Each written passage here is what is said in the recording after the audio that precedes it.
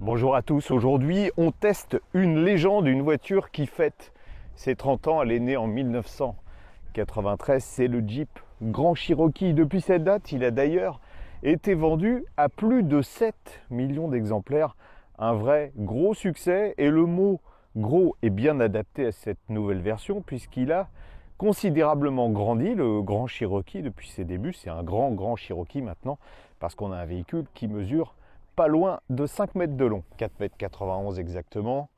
Pour ce Grand Cherokee ici en version Summit, c'est le haut de gamme et surtout en hybride rechargeable.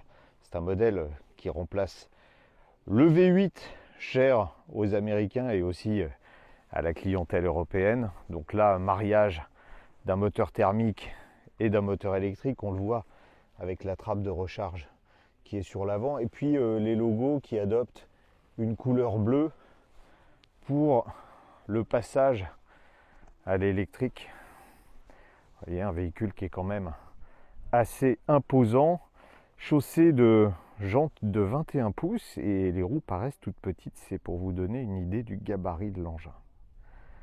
Cette version 4XE hybride rechargeable n'est pas disponible avec les 7 places, mais on va pouvoir se consoler avec un coffre suffisamment vaste, 580 litres, même si, vous le voyez, le seuil de chargement est assez haut. Mais ça, c'est bien, on a une vraie roue de secours de la même taille que les autres, avec la batterie 12 volts qui est logée en dessous.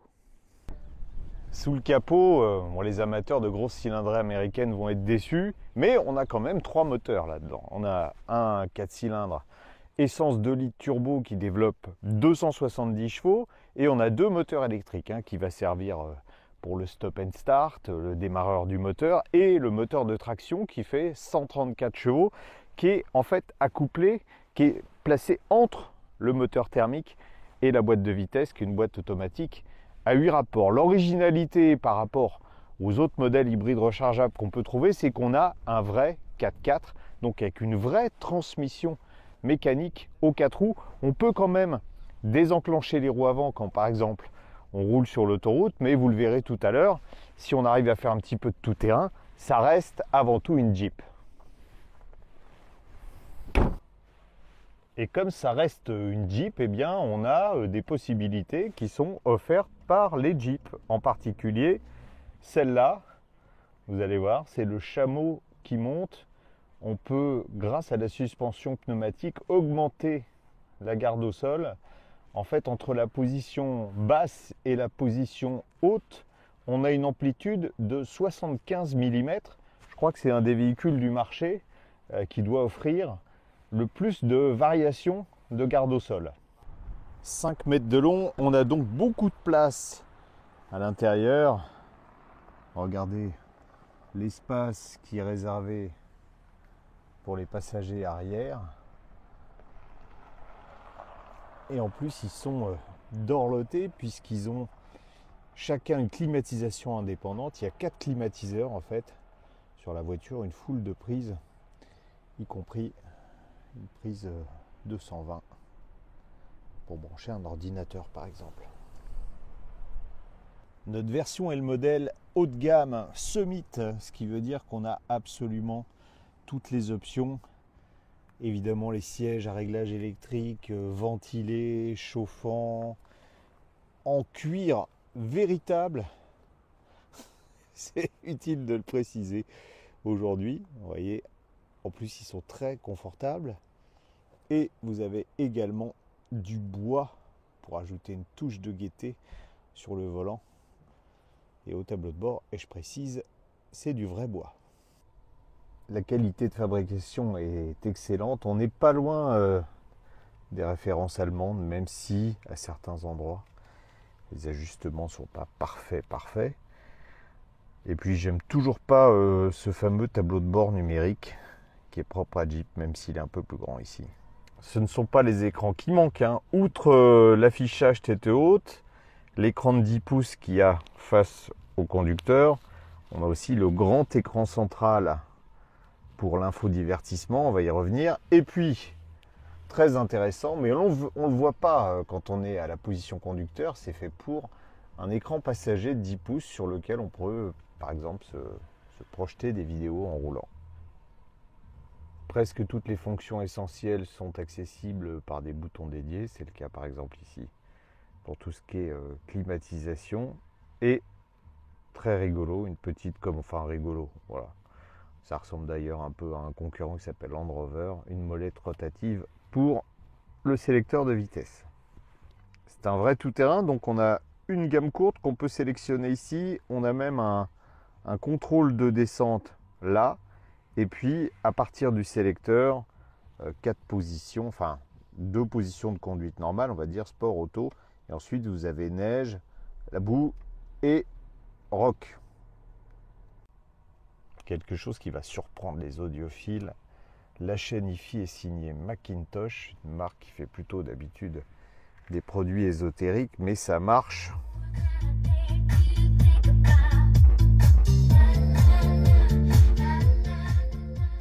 19 haut-parleurs, 950 watts, c'est la première fois que Macintosh fait une installation pour un véhicule. Avec la suspension pneumatique semi-active en plus, la première qualité de la voiture, et je passe sur des ralentisseurs, vous n'avez même pas senti ni même entendu.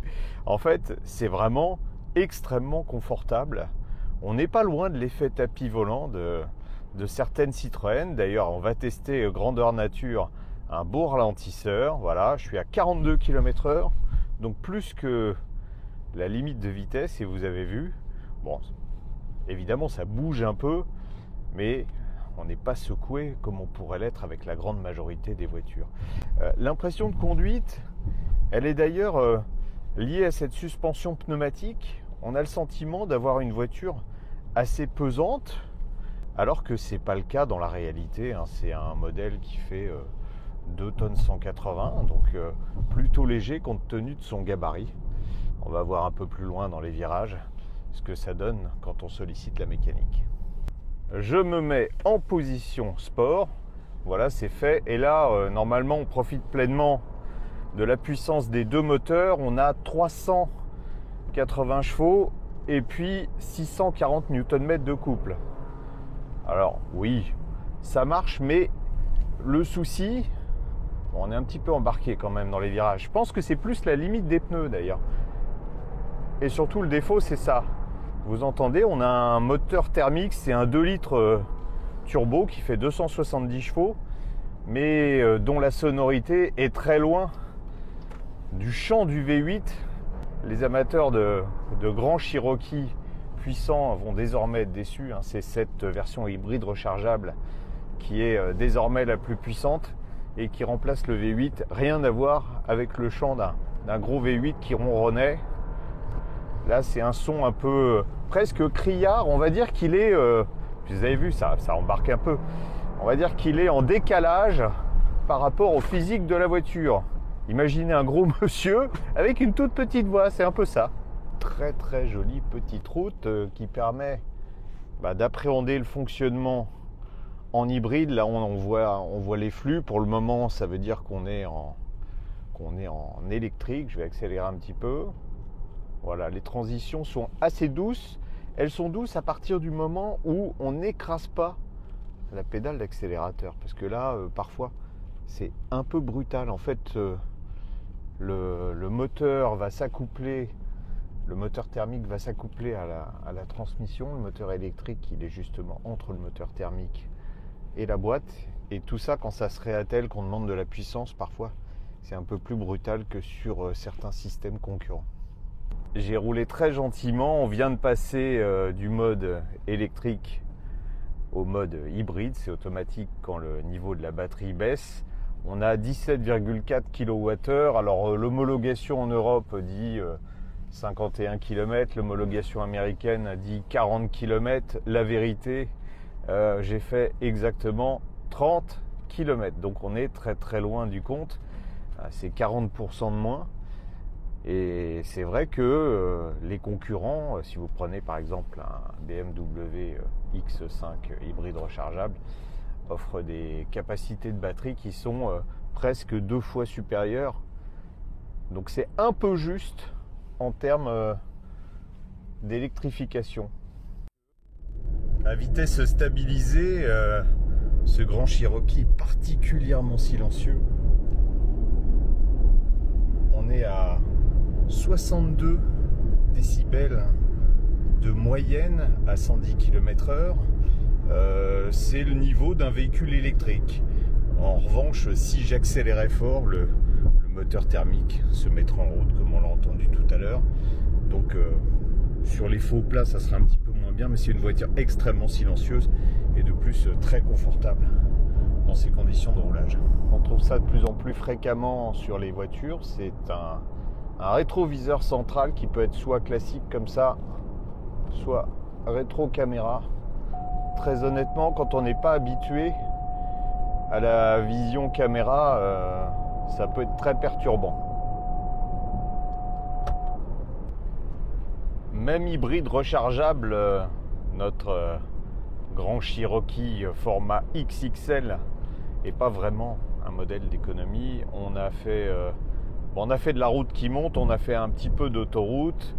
On est à une consommation moyenne, une fois nos 30 km de 100% électrique épuisés, à 10,6 litres au 100.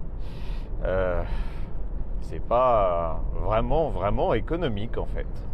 Le Grand Cherokee, c'est avant tout une Jeep. Et une Jeep, même si ça fréquente les beaux quartiers, ça peut aussi traîner dans la boue. En plus là, on a une version, alors qui en France normalement ne sera pas commercialisée, c'est la Trailhawk. Donc c'est un modèle qui est vraiment dédié plus au tout-terrain parce qu'on peut par exemple déverrouiller la barre anti-roulis avant, ce qui permet, vous allez le voir, on va faire là un petit exercice de croisement de pont, de passer à des endroits absolument incroyables. Voilà ce que peut faire un 4x4 de luxe, ce qui vous permettra de monter les trottoirs en ville sans trop de problèmes.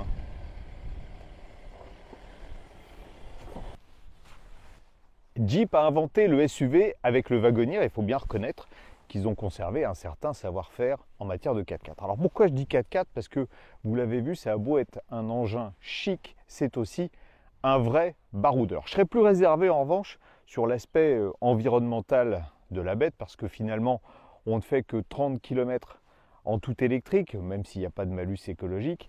Et au-delà, les consommations sont ce qu'on appellerait déraisonnables chez nous. On va dépasser les 10 litres au 100 en roulant normalement, plus évidemment si on taquine la bestiole. Ce qui est aussi un petit peu en décalage par rapport à l'Europe, c'est le tarif, puisque cette version Summit, qui sera normalement la seule commercialisée en France, démarre, tenez-vous bien, à 99 500 €. On est loin de l'aspect utilitaire et pas cher de la Jeep de 1941.